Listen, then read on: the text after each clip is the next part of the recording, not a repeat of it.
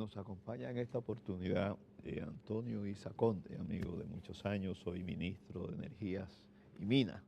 Con él podemos conversar sobre muchos temas porque ha tenido una vida dilatada y con muchas experiencias acumuladas, vamos a decirlo así. Bueno, tú dices amigo de muchos años, pero también compañero de muchas travesuras. ¿Cómo se pueden calificar ahora? Yo decía antes del programa que la jovencita aquí yo la había conocido antes de sacar cédula y me dijo, no, ya yo tenía hijos. Bueno, Tony, precisamente esta conversación quiero que empecemos con eso. El presidente en su discurso dijo como que viendo las manifestaciones de la ciudadanía empoderada en este tema de las firmas del Libro Verde, les recordó sus años de militancia en la universidad. Eh, ¿Cómo se siente Tony Isa viendo esa participación de la ciudadanía, rememorando también Desde su el pasado? primer momento lo apoyé. Y dije claramente que hay momentos que las sociedades necesitan de un movimiento telúrico para arrancar de cuajo una serie de lacras sociales como es casualmente la corrupción. Las sociedades necesitan de la participación del pueblo para poder avanzar. No hay progreso si no hay una sociedad comprometida, una sociedad que se empodere de sus problemas y eche para adelante. Aunque advertía que el único cuidado, porque me preocupa, yo he vivido 50 años participando en los movimientos sociales, que la politiquería no contaminara el movimiento. Porque mi experiencia me ha dicho que mientras menos contaminado por la política, más exitosos son los movimientos. Y yo añadiría, ahora que estoy con amigos que he compartido inquietudes de la sociedad civil, que otra cosa que yo quisiera que se cuidaran, porque para mí es importante que ese movimiento se mantenga fresco, activo, aportando cosas, porque puede ayudar mucho a que la sociedad avance. Esos son los gérmenes de la división. Regularmente el gran problema de los sectores más progresistas de este país es el individualismo, que divide y destruye los movimientos. Incluso a veces me preocupa que teniendo una escopeta de un solo tiro pretendan matar todos los pájaros. Tienen que centrarse en las cosas fundamentales e ir paso a paso. Si tú quieres caminar 1000 millas, tienes que dar los primeros pasos. Entonces hay ese peligro de la dispersión. A veces yo veo que en un pueblo una reivindicación por una calle se convierte en una lucha por la emancipación de todos los problemas que tiene y a la larga se van con la mano vacía. Entonces yo creo que esas son de las cosas que es importante porque en esa medida maduramos todo. Los gobiernos necesitan esos movimientos, porque si no, la tendencia es a quedarse tranquilo. Lo que dijo el presidente es la Biblia en ese sentido. Yo lo decía con otras palabras, no como lo dijo el presidente, que hay veces que un corredor necesita tener detrás el soplido de alguien, porque si va solo, a veces se descuida. Y esas son las cosas que yo creo que tenemos que reivindicar.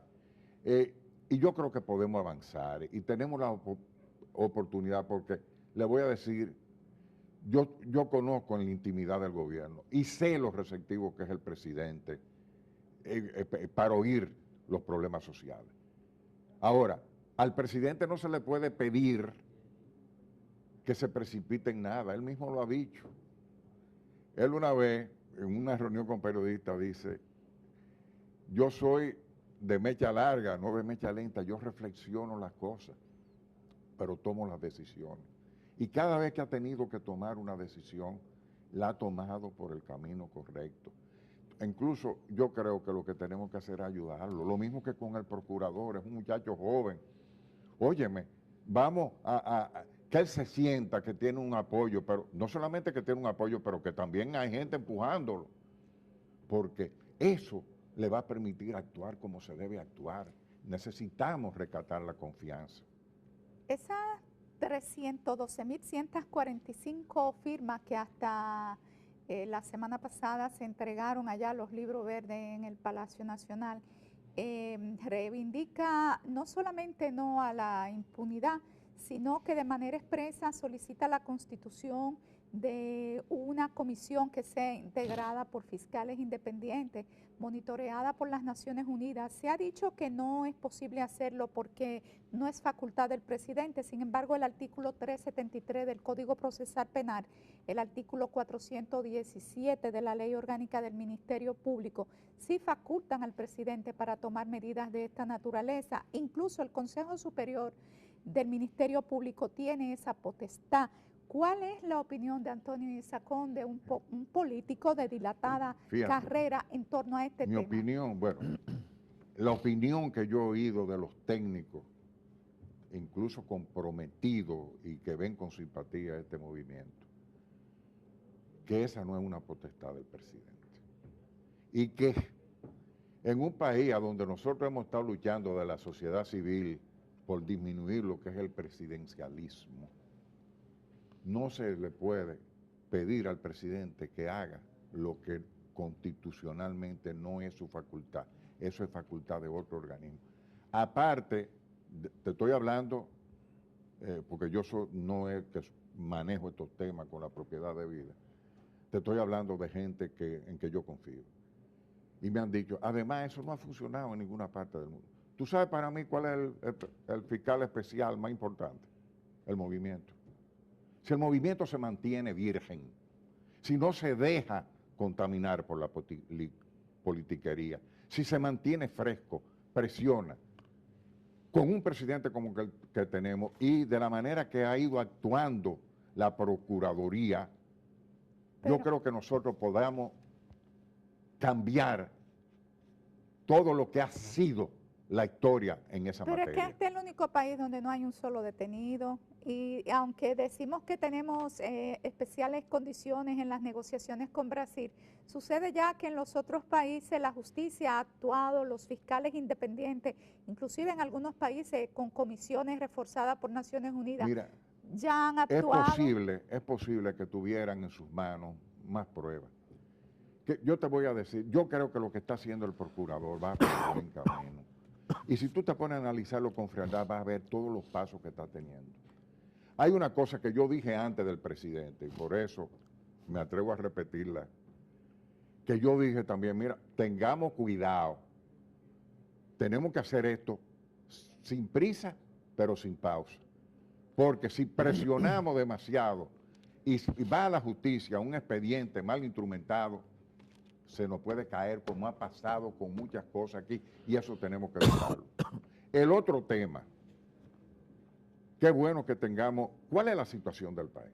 Este es el gobierno que más ha hecho en toda América Latina y en los últimos años, porque yo por trabajo que hacía anteriormente tenía que ir monitoreando eso, para crear los instrumentos estructurales para evitar la corrupción. El sistema de compra y contrataciones, la ley única del tesoro, una serie de cosas, incluso el último decreto. Hay una serie de instrumentos legales tremendos. ¿Cuál es el problema? El régimen de consecuencias. Y ese régimen de consecuencias es el que nosotros debemos tratar de que se establezca. Que el problema no se quede, vamos a suponer, se terminó el caso de Odebrecht, aparecieron culpables o no aparecieron culpables, ahí no puede terminar la cosa. Tiene que haber un régimen de consecuencias que haga que cualquier funcionario lo piense dos veces antes de meter la mano. Porque lo de Brecht es el caso ahora mismo no actual, pero ¿cuántos Odebrecht hemos tenido en este país, en otros países? ¿Y cuáles han sido las consecuencias históricas? Tenemos que establecer un régimen de consecuencias. Y ese régimen de consecuencias no es solamente a nivel de la justicia o del gobierno, sino de la propia sociedad. Porque yo he dicho, porque lo he vivido y he visto, óyeme, que también la sociedad tiene que establecer su régimen de consecuencias. Aquí, muchos de esos que todo el mundo sabe que son corruptos, algunos incluso descargados por la justicia, habiendo pruebas que la sociedad dice, pero ¿cómo es posible esto?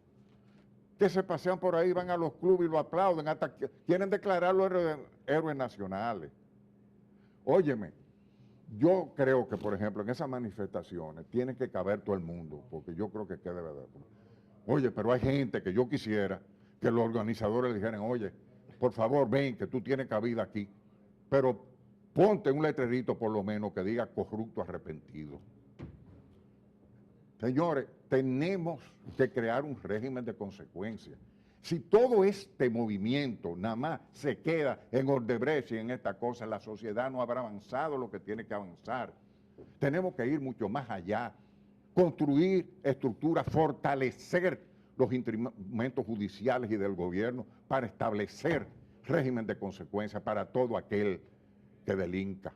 Eso es la visión como yo veo las cosas. Y le digo, esa visión que yo tengo, que lo he manifestado antes, es la misma visión que expresó el presidente en su discurso.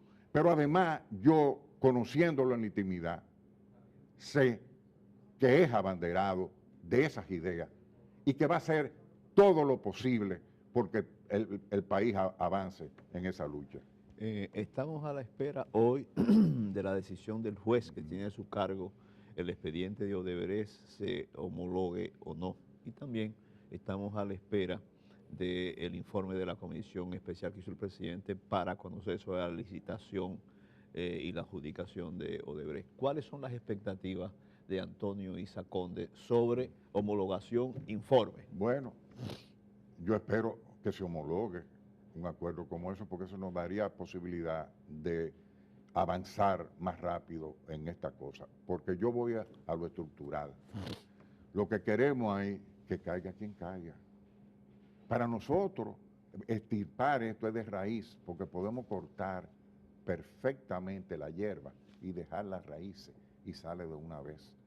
Y acuerdos de esa naturaleza nos van a permitir ir al fondo de las cosas y a ver efectivamente con las pruebas documentales necesarias de quién ha metido la pata, si la han metido, o si no, todo lo contrario, entonces la sociedad estaría mucho más tranquila. De la comisión, yo lo he dicho esto muchas veces, hay algunos que dicen, no, que esa comisión no va a hacer nada, que esta comisión, digo yo, mira, y yo me he puesto a pensar de manera objetiva, conociendo muchos de ellos, gente que se ha pasado una vida construyéndose un nombre, va a esta altura comprometerse con un informe amañado. Yo no veo a Agripino, a Pepín, a Servio Tulio y a todos los que están ahí capaces de hacer eso. Tú puedes confiar o no confiar en ellos, pero vele el historial, se van a arriesgar a hacer algo que lo señale. Yo creo que no. Y por eso, vuelvo y digo, el problema es que tenemos que rescatar la confianza, una confianza que hemos perdido por muchas cosas, por no haber establecido un régimen de consecuencia, entre otras.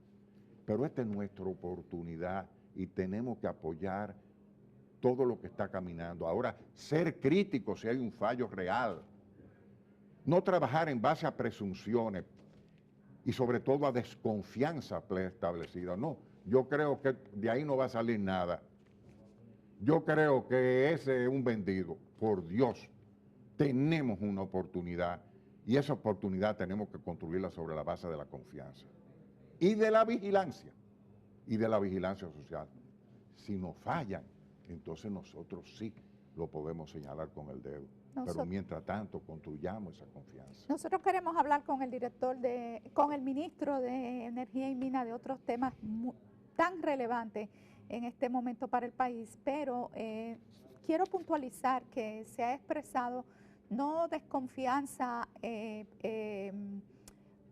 graciosamente de la comisión per se, sino porque hay casos donde se ha dicho que los comisionados fueron nombrados sin ser consultados.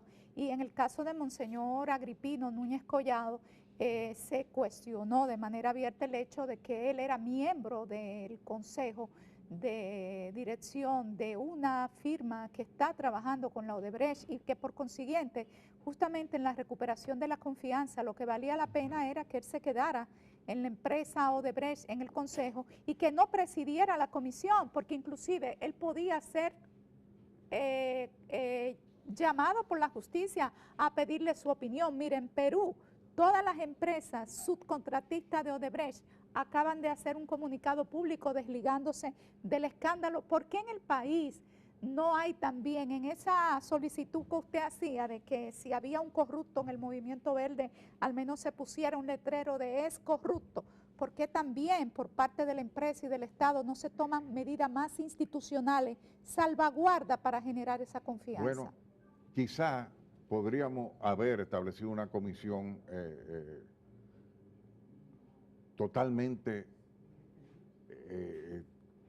absolutamente pura. Ahora, los procesos sociales y políticos no se hacen en un laboratorio químicamente puro.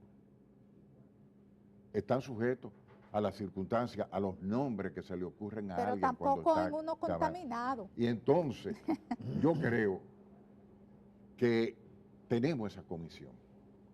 Y entiendo que en esa comisión ahora mismo lo que necesita es sentir que la apoyan y la vigilan.